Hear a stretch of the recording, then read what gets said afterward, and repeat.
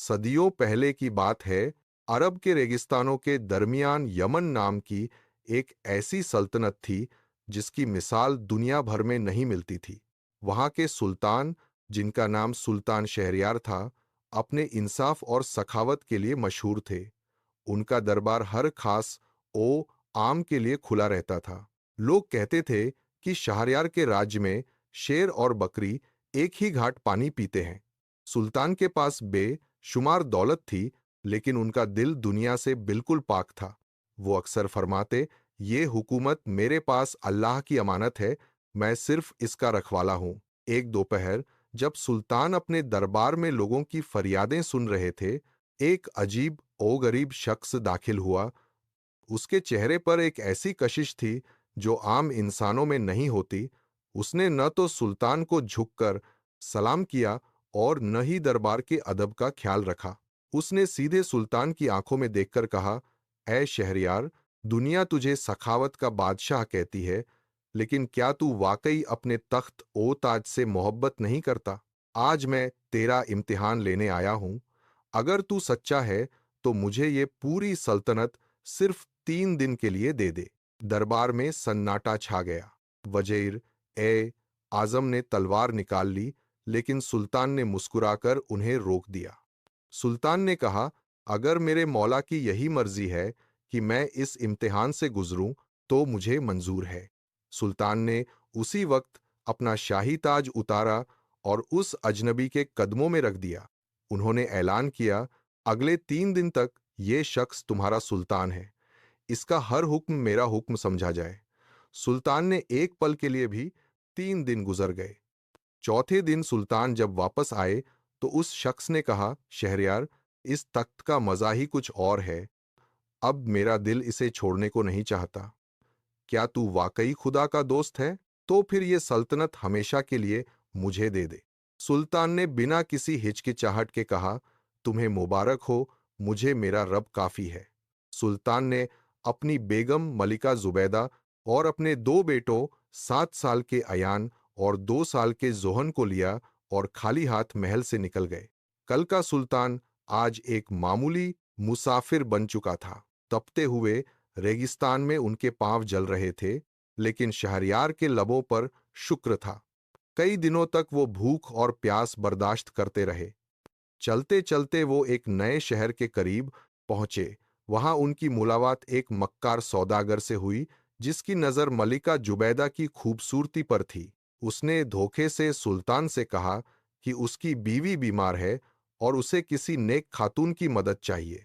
सुल्तान ने नेकी की नीयत से मलिका को उसके साथ भेज दिया। सौदागर ने धोखा दिया और मलिका को घोड़े पर बिठाकर फरार हो गया। सुल्तान इंतजार करते रहे, लेकिन जब शाम तक वो वापस न आई तो सुल्तान को अपनी गलती का एहसास हुआ। वो अपने दोनों बच्चों को लेकर पागलों की तरह यहां वहां भटकने लगे, लेकिन सौदागर का कोई निशान न था। सुल्तान का दिल फट रहा था, मगर उन्होंने सब्र का दामन नहीं छोड़ा। अगली सुबह उनके रास्ते में एक शोरगुल वाली नदी आई। सुल्तान ने सोचा कि पहले छोटे बेटे जोहन को उस पार छोड़ आते हैं, फिर अयान को ले जाएंगे। सुल्तान ने जोहन को कंधे पर बिठाया और नदी में उतर गए। अभी वो बीच में ही थे कि किनारे से अयान की चीख सुनाई दी। एक भूखे भेड़िए ने अयान पर हमला कर दिया था। सुल्तान घबराकर पीछे मुड़े तो उनका पैर फिसल गया और छोटा जोहन दरिया की लहरों में बह गया। सुल्तान न अयान को बचा सके न जोहन को। पल भर में उनका पूरा घराना बिखर गया। सुल्तान शहरयार अब बिल्कुल अकेले रह गए थे। मैं उन दिनों तक उस नदी के किनारे रोया, फिर हिम्मत करके आगे बढ़े। वे एक नए शहर पहुंचे जहां के सुल्तान का इंतकाल हो चुका था। वहां का रिवाज था कि शाही बाज फाल्कन को उड़ाया जाता और वह जिस पर बैठता वही नया सुल्तान बनता। जब बाज उड़ाया गया तो वह हजारों की भीड़ को छोड़कर शहरयार के कंधे पर जा बैठा। लोग चिल्लाए, नया सुल्तान मिल गया। यूं शहरयार एक बार फिर सुल्तान बन गए, लेकिन उनका दिल अपने बच्चों और बीवी के लिए तड़पता रहता था। खुदा की शान देखिए, जिस भेड़िए ने अयान को उठाया था उसे एक शिकारी ने तीर मारकर भगा दिया और अयान को अपने बेटे की तरह पाला। दूसरी तरफ जोहन को एक मछुआरे ने दरिया से जिंदा निकाल लिया था। कई साल गुजर गए, दोनों भाई जवान हो गए, लेकिन एक दूसरे से बेखबर थे। इत्तेफाक से सुल्तान शहरयार ने अपने महल के लिए दो नए मुहाफिजस गार्ड्स तलब किए। वजीर ने उन्हीं दोनों लड़कों को चुन लिया। दोनों भाई अपने असली बाप के महल में पहरा देते थे। वही मक्कार सौदागर जिसने मलिका को अगवा किया था, इस शहर में तिजारत के लिए आया। उसने मलिका को एक बंद कमरे में कैद कर रखा था और उसे पागल मशहूर कर दिया था। सुल्तान ने सौदागर को शाही मेहमान बनाया। रात के वक़्त सुल्तान ने अपने उन्हीं दो नए मुहाफिजों आयान और जोहन को हुक्म दिया कि वो सौदागर के खेमे के बाहर पहरा दें ताकि वो पागल औरत भाग न सके। आधी रात को नींद भगाने के लिए आयन ने जोहन को अपनी कहानी सुनानी शुरू की। मैं यमन के सुल्तान का बेटा हूं, हमारा सब कुछ छिन गया, दरिया में मेरा भाई बह गया। जोहन ये सुनकर रोने लगा और बोला, भाईजान, मैं ही वो बच्चा हूं जिसे मछुआरे ने बचाया था।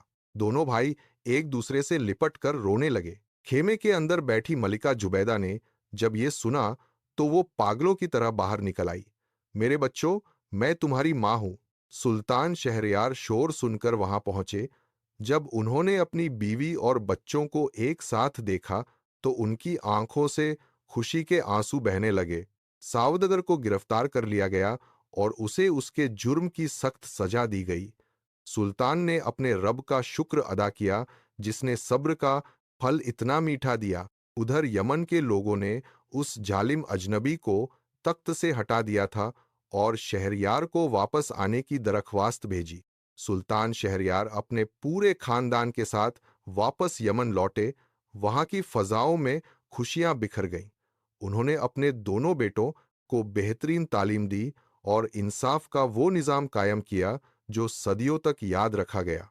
ये कहानी हमें सिखाती है कि आजमाइश के ये था आज का सबक, एक छोटी सी कहानी लेकिन जिंदगी बदलने का पैगाम। अगर आप चाहते हैं कि ऐसी और ईमान अफरोज कहानियां आप तक रोज पहुंचती रहें, तो चैनल को सब्सक्राइब जरूर करें और इस पैगाम को शेयर करें। हो सकता है किसी और की जिंदगी बदल जाए। अल्लाह हमें सही रास्ते पर चलने की तौफीक कर दे। आमीन।